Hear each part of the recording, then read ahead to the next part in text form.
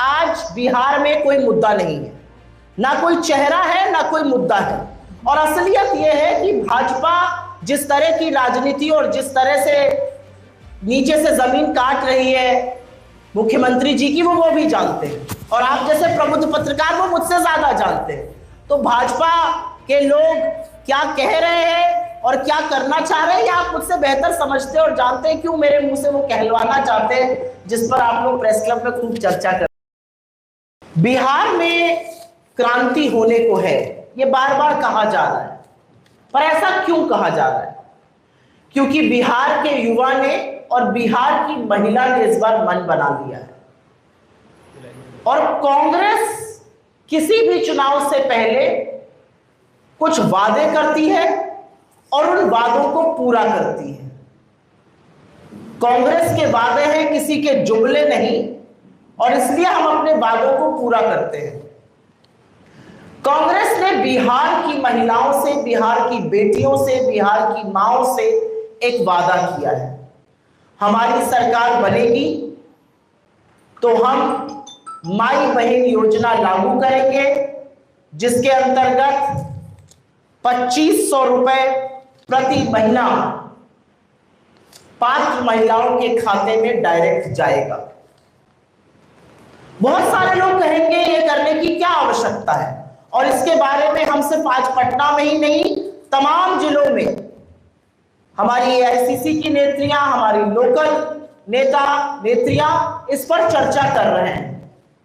बहुत सारे लोग कहेंगे इसकी क्या जरूरत है, 2500 रुपए क्यों देने हैं पात्र महिलाओं, क्या इससे महिलाएं सुरक्षित हो जाएंगी? जी हां, जितना महिलाएं सशक्त होंगी, जितनी महिलाएं आर्थिक रूप से स्वतंत्र होंगी, उतनी ज्यादा महिलाएं सुरक्षित और सशक्त होंगी।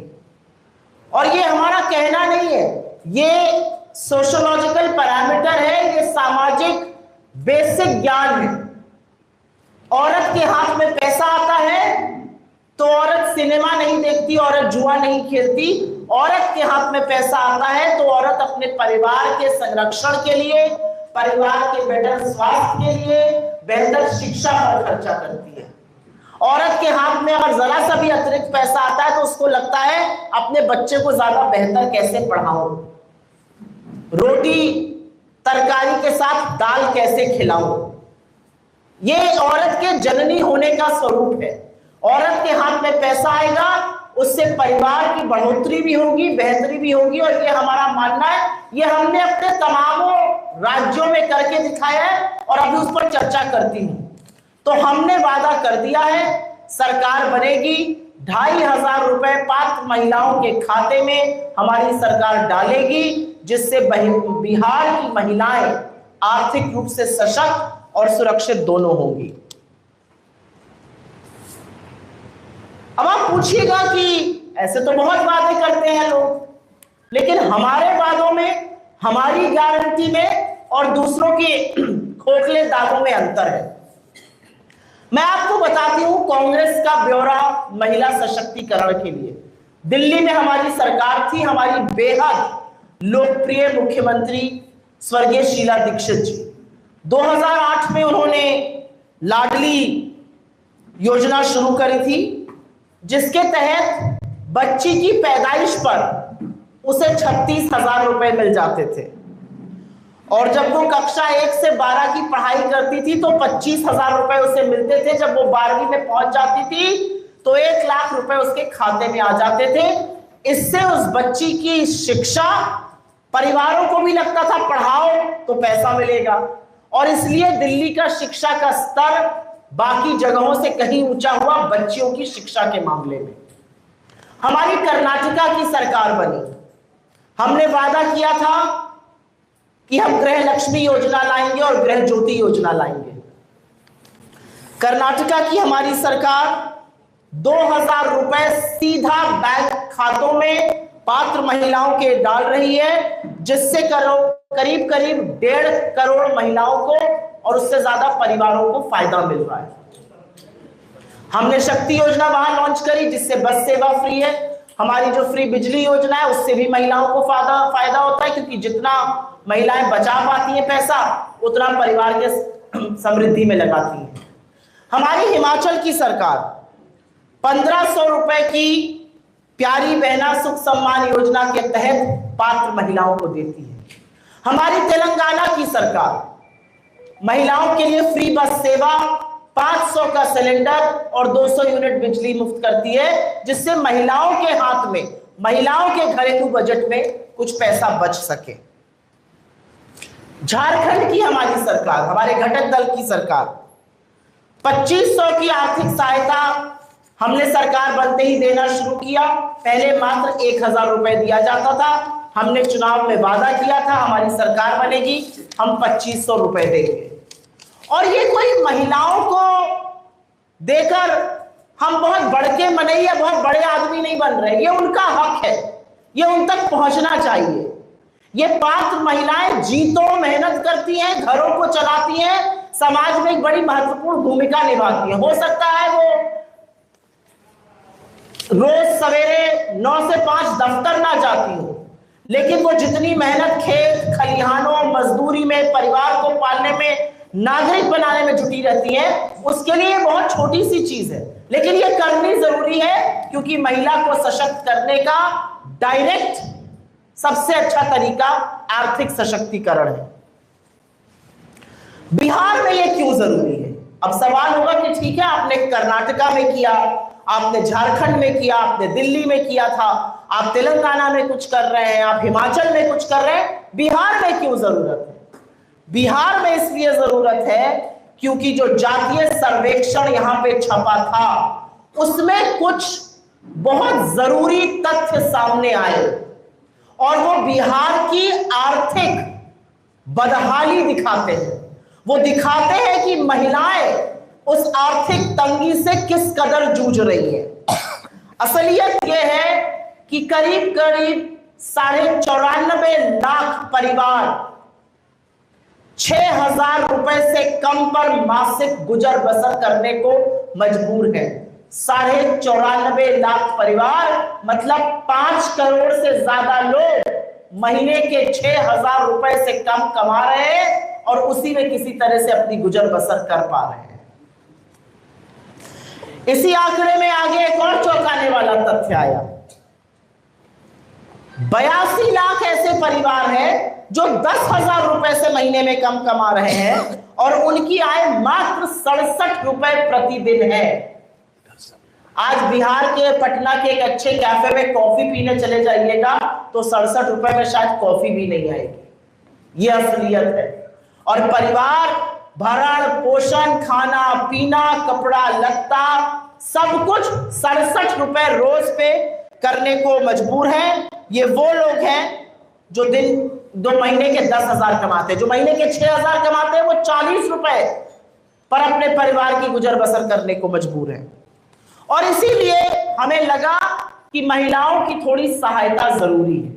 इसलिए जरूरी है क्योंकि महिलाओं पर दोहरा मार पड़ रही है। महिलाओं पर दोहरी मार यह है कि घर के पुरुषों के पास, घर के बेटों के पास, जिनको एक वक्त की रोटी कम काट के पाला कि नौकरी लग जाएगी बाबू की, उनकी नौकरी नहीं लगी, वो बेरोजगार है। और महिलाओं पर दोहरी मार इस बात की है कि महंगाई कमर तोड़ रही है और सबसे ज्यादा महंगाई का प्रभाव जो है वो महिलाओं पर होता है। पेट्रोल डीजल 100 सेंचुरी लगा दी, गैस का सिलेंडर 400-500 पे हमारे राज्यों में मिल रहा था, उसको 1200 पर पहुंचा दिया। असलियत यह है 90 रुपए की दाल बिक रही है। इसका असर कभी आप लोगों ने सोचा? और यहाँ पे इतने सारे पुरुष बैठे हैं, कुछ महिलाएं, सबसे ज्यादा असर महिला पर पड़ता है। अगर एक 4 कटोरी दाल बनेगी और मां के लिए दाल कम पड़ जाएगी तो वो दाल नहीं खाएगी। वो दाल अपने बच्चों को, अपने पति को, बाकी घर के लोगों को खिला देगी, लेकिन वो दाल नहीं खाएगी। और इसलिए ये सहायता बिहार में होनी जरूरी है। अब बीजेपी वालों ने भी कुछ वादे किए थे, उनके वादे भी आपको गिना देती हूं, क्योंकि देखिए जुमले और वादों में एक वस्तुतः अंतर होता है। वादे जब किए जाते हैं तो हर कीमत पर पूरे किए जाते हैं। जब वादे किए जाते हैं तो गारंटी की तरह निभाए जाते हैं। जब जुमले फेंके जाते हैं तो जुमले यहां फेंके वहां भाग जाओ, जुमले वहां फेंके कहीं और भाग जाओ। दिल्ली का चुनाव हुआ, एक नहीं दो नहीं ट्रिपल इंजन की सरकार बन गई। वादा किया गया था दिल्ली की महिलाओं को 2500 रुपए महीना दिया जाएगा। एक फूटी कौड़ी दिल्ली की महिलाओं को अभी नहीं मिल रही है। बाकी और क्या क्या वादे किए गए थे और वो कैसे सब यमुना जी में बहा दिए गए वो अलग बात है, उसमें बात किसी और दिन चर्चा करेंगे। लेकिन 2500 रुपए महीने का जो वादा था दिल्ली में, जो जुमला था, वो जुमला ही रह गया। महाराष्ट्र में वादा किया था लाड़की बहना के अंतर्गत 1500 से बढ़ाकर 2100 कर देंगे। आपको पता है 9 करोड़ महिलाओं को वो 1500 मिलने भी बंद कर दिए। जैसे ही दोबारा से सरकार बनी, कटनी छटनी कर 9 करोड़ महिलाओं को उस लाड़की बहना से ही निकाल दिया।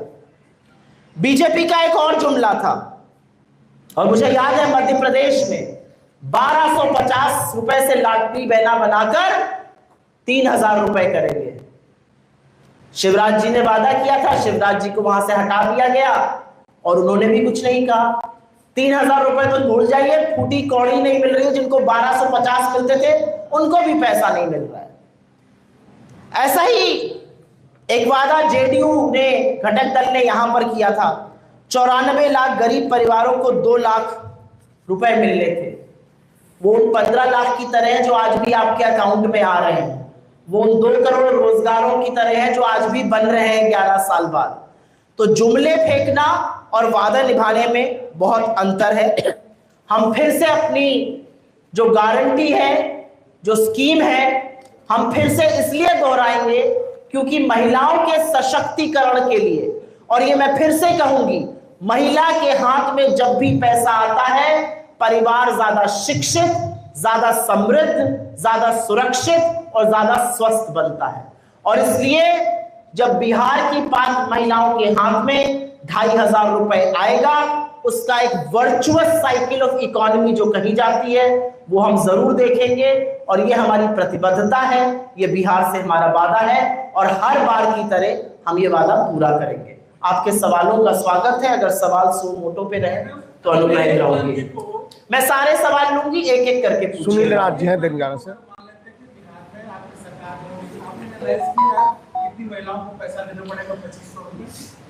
पात्र महिलाओं को मैं बार बार कह रही हूं, बिहार में की जनसंख्या करीब 14 करोड़ है, उसमें से आधी महिलाएं हैं।